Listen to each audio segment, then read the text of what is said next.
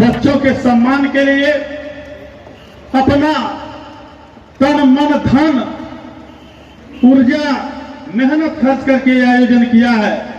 ऐसे छोटे भाइयों को जितना ही आभार दिया जाए, जितना प्रेम दिया जाए, जितना आशीर्वाद दिया जाए वो कम ही होगा मेरे साथियों।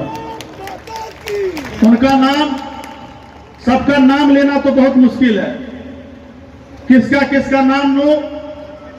बहुत से लोगों के सहयोग से, बहुत से नौजवानों के सहयोग से कार्यक्रम सफल हुआ है, लेकिन फिर भी हमारे भाइयों ने आदरणीय शक्ति सिंह जी, आदरणीय हमारे पिंटू सिंह जी, मुजाना के प्रधान जी भाई राजू बर्नवाल जी, हमारे छोटे भाई पार्थोष मल जी, जिन्होंने कहा कि भैया अगर हमारे वहां प्रतिभाओं का सम्मान हो जाता, सम्मान नहीं हो पाता है, बड़ा कष्ट होता है, तो मैंने सहर्ष कहा कि ये निर्णय आपका बहुत सही है, इस कार्यक्रम को करना है मेरे साथियों। ये लोग हमारे अल्पसंख्यक मोर्चा के अध्यक्ष जी फैजान साहब उपस्थित हैं, उन्होंने भी कार्यक्रम की हौसला अफजाई के लिए हम लोगों का सहयोग किया। इसके अलावा क्षेत्र से तमाम लोगों का सहयोग हुआ। मैं आपका हार्दिक स्वागत अभिनंदन करता हूं, आपको बधाई देना चाहता हूं कि आपने बहुत ही पुण्य कार्य में और नेक काम में अपना सहयोग देने का काम किया है मेरे साथियों। नेताओं के पीछे तो बहुत दौड़े होंगे, बहुत लोग दौड़े होंगे, लेकिन एक प्रतिभा के पीछे आप दौड़ने का काम आपने किया है। आपको जितना नमन किया जाए कम है मेरे साथियों।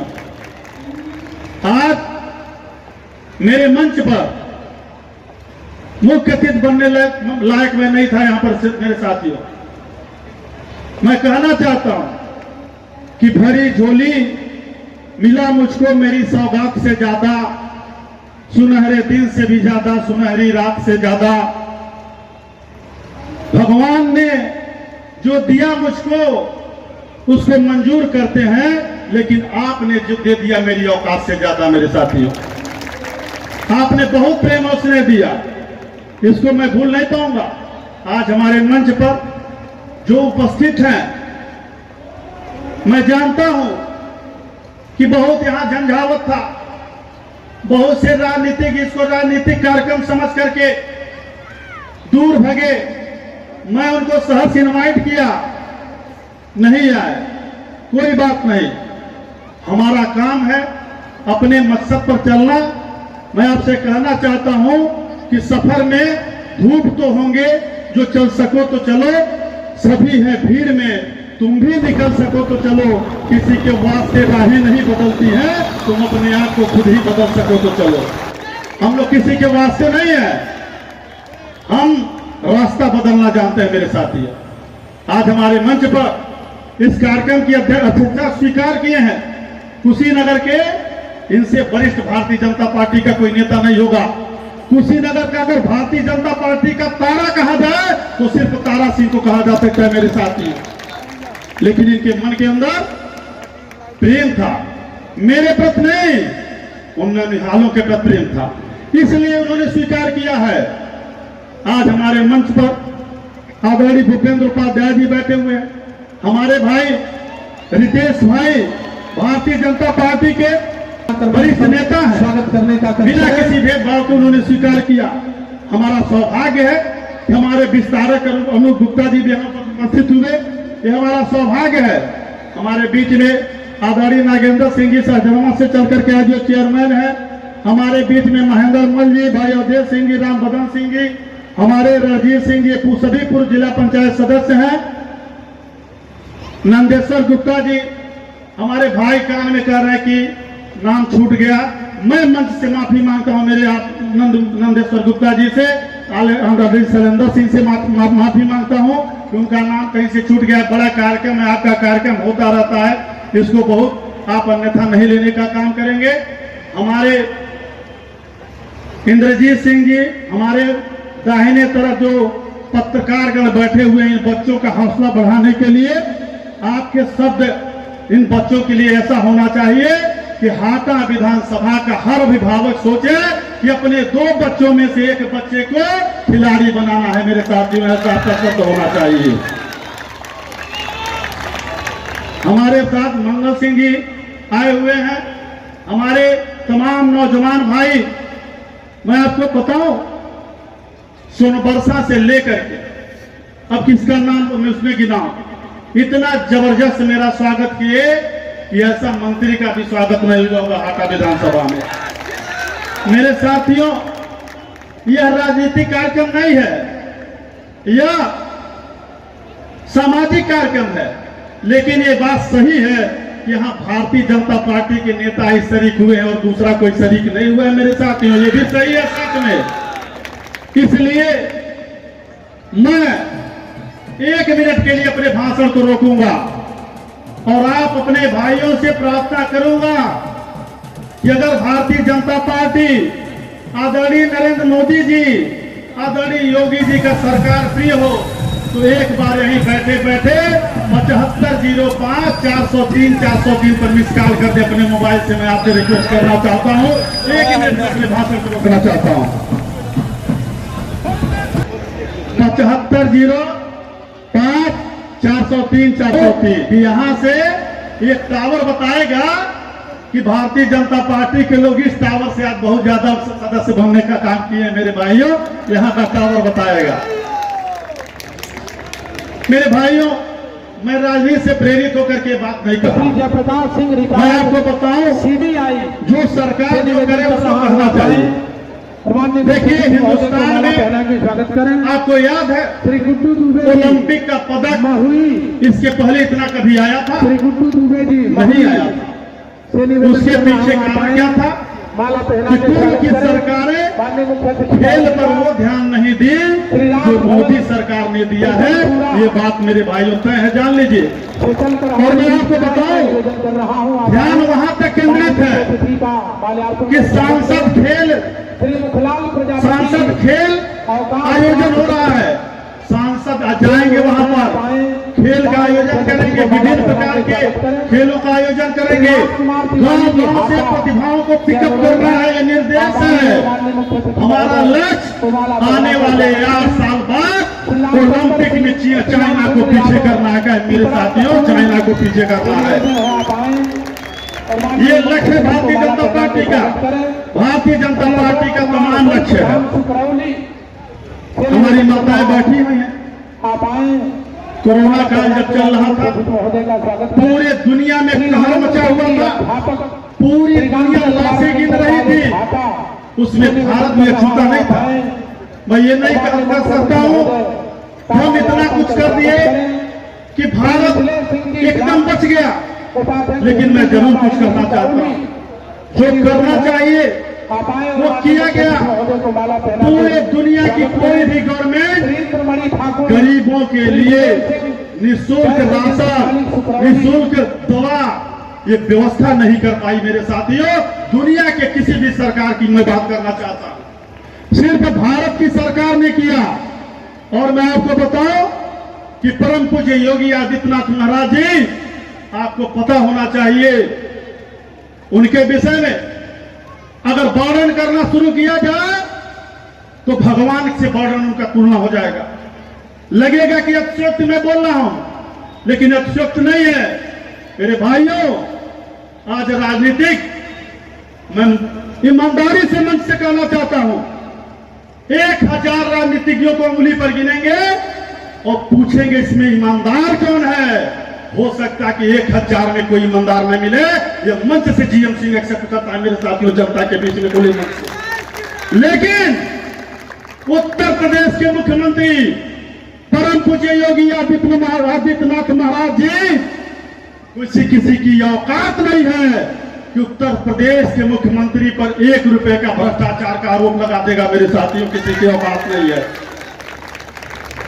सन्यासी बनना आसान नहीं है, और ऐसे सन्यासी जो दुनिया छोड़ करके जंगल में जा करके पहाड़ों पर जिंदगी व्यतीत करते हैं, वो सन्यासी नहीं होते हैं। मेरे साथियों, जो चकाचौंध में, भौतिकतावादी में, जिसके पास सारा पावर हो और सारा खजाना हो, वहां पर ईमानदारी दिखा दे, वो असली सन्यासी होता है। मेरे साथियों, मैं आपसे कहना चाहता हूं, जो जहां उसके चरित्र की परीक्षा होने की अवसर हो, जंगल में भाग करके चरित्र की परीक्षा नहीं हो सकती है। चरित्र की परीक्षा वो होती है जैसे भगवान बुद्ध ने दिया था दुनिया को, जब उनको ज्ञान हुआ त्याग कर दिए और उसके बाद ऐसा चरित्र का उन्होंने प्रस्तुतिकरण किया कि कोई भी उंगली उठाने वाला नहीं मिला। मेरे साथियों, उसी प्रकार हमारे परम पूज्य योगी आदित्यनाथ महाराज जी दुनिया के किसी भी साधु संत पर तमाम आरोप लगा होगा, मैं नहीं कर सकता हूं, मैं मन से कहता हूं ये बात, तमाम आश्रमों पर आरोप लगा, लेकिन गोरक्षनाथ पीठ पर अतीत से लेकर के वर्तमान तक कोई आरोप नहीं लगने का काम हुआ है। मेरे साथियों, आपको मैं बता देना चाहता हूं।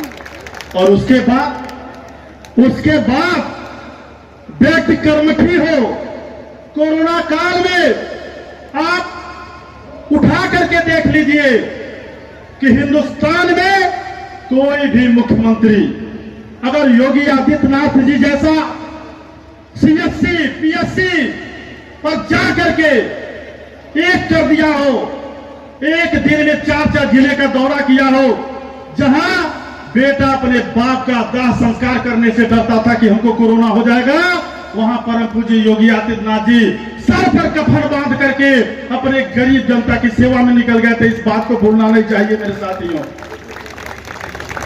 इस बात को भूलना नहीं चाहिए।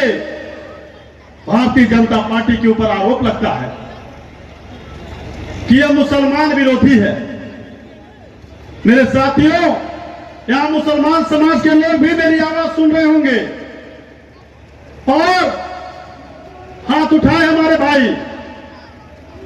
अतीत से 70 साल से कांग्रेस तमाम दलों का सरकार आपने देखा है, लेकिन ईमानदारी से खुदा को याद करके हमारे मुसलमान भाई इसी हाटा टाउन एरिया में जितना आवास इस गवर्नमेंट में बना होगा, किसी के शासनकाल में नहीं बना होगा। मुसलमान भाइयों का भी मैं गारंटी के साथ कहना चाहता हूं, कोई पक्षपात नहीं, कोई पक्षपात नहीं, कोई भेदभाव नहीं। मेरे साथियों, गरीबों का आंसू पोंछने का काम नरेंद्र मोदी करते हैं और सबको आवास। हमारी दवा नहीं हो पाती थी, मैं नहीं कहता हूं कि 100% दवा हो गया सबका, लेकिन आयुष्मान भारत योजना के अंतर्गत जो गरीब दवा नहीं करा पाता था, हॉस्पिटल में बहुत बड़ी कोशिश हुई कि 5 लाख दे करके बहुत लोगों को बचाया गया। मेरे साथियों, इसको भूलना नहीं चाहिए, इसको किसी को भूलना नहीं चाहिए, ये परोपकार की बात है। 2000 रुपया से मुझको पता है और आपको भी पता है कि किसानों का संपूर्ण दर्द, गरीबों का संपूर्ण दर्द नहीं दूर हो सकता है, लेकिन कहा गया, हमारे बुजुर्गों ने कहा है कि डूबते हुए को तिनके का सहारा होना चाहिए। अगर नरेंद्र मोदी जी ने सहारा दिया 2,000 रुपया दे करके, तो ये सहायता मानना चाहिए। मेरे साथियों, आपको आंसू पोंछने के लिए एक प्रयास मानना चाहिए, हमको धोना नहीं चाहिए। मेरे साथियों, अगर कोई ये कहता है कि अतीक अहमद पर कार्रवाई और मुख्तार अंसारी पर कार्रवाई मुसलमान विरोधी है, मेरे साथियों, तो मैं मुझको उस पर डिस्कस नहीं करना है। इसी उत्तर प्रदेश में AK-47 चलता था मेरे साथियों, तरतराहट हुआ था, 8 लोग मारे गए थे और पूरे उत्तर प्रदेश का, चाहे वो हिंदू हो चाहे मुसलमान हो, सबकी आंखें नम हो गई थी, मुझको ये पता है। लेकिन परम पूज्य योगी आदित्यनाथ जी के बैठते ही किसी AK-47 कितना तरह सुनाई नहीं गई और नहीं उत्तर प्रदेश में कोई दंगा हुआ है। मेरे साथियों, क्या मैं मुसलमान भाइयों से पूछता हूं, इससे आप सुकून नहीं महसूस करते हैं? मुजफ्फरनगर में मैं आपको बता देना चाहता हूं, मुजफ्फरनगर में समाजवादी पार्टी के कार्यकाल में दंगा हुआ था और मैं मंच से कहना चाहता हूं कि हिंदू से अधिक मुसलमान मारे गए थे।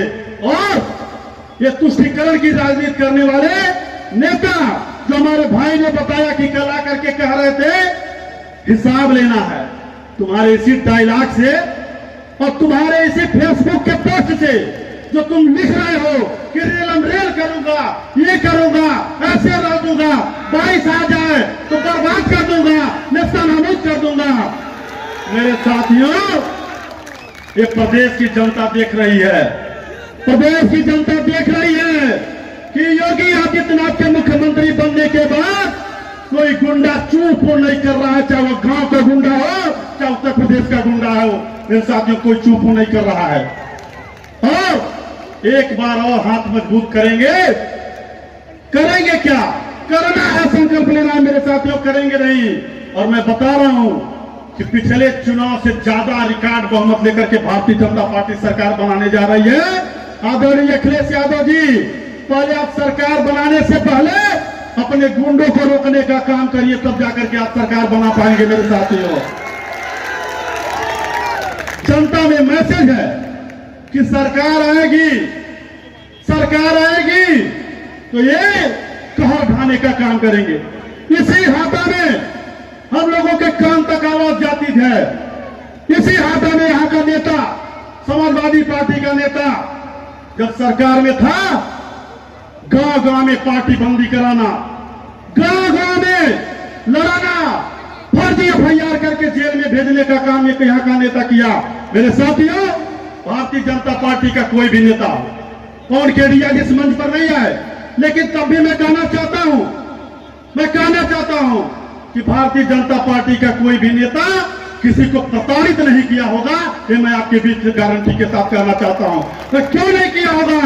क्योंकि भारतीय जनता पार्टी की पॉलिसी, परम पूज्य योगी आदित्यनाथ जी किसी गुंडे को बर्दाश्त नहीं कर सकते हैं, चाहे वो किसी भी दल का गुंडा हो, बिना भेद के।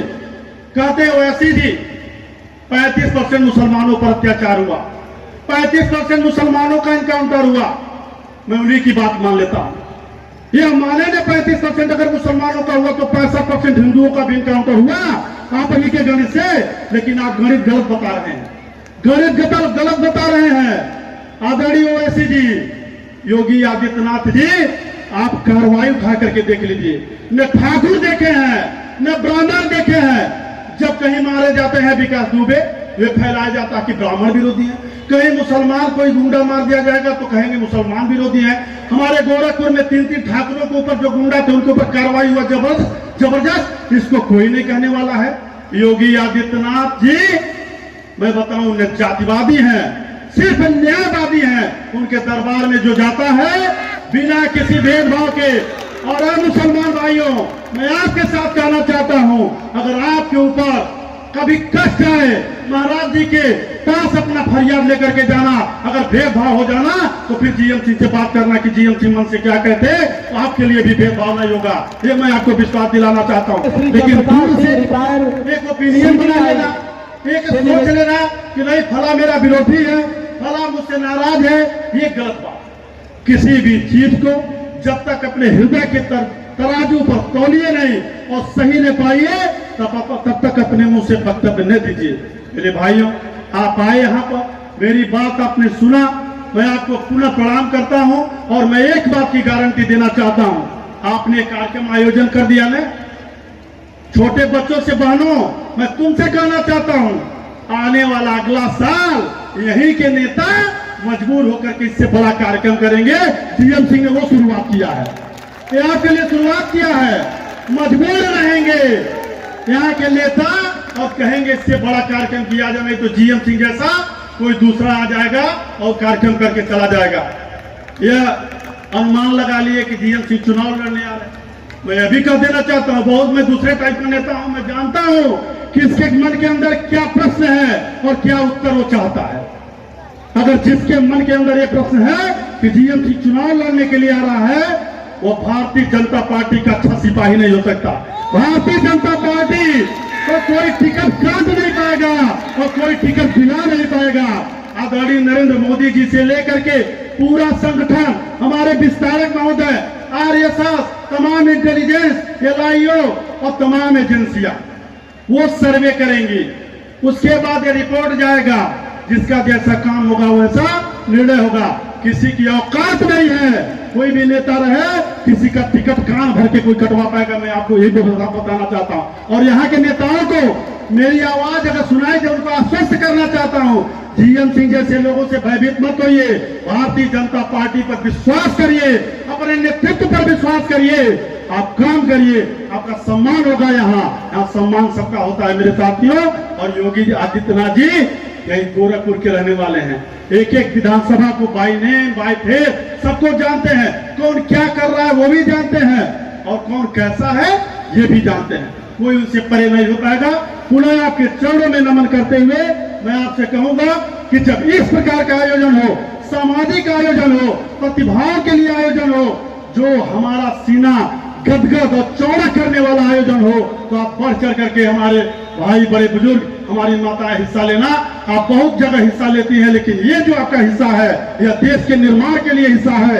ये जो हिस्सा आपका है यह समाज के निर्माण के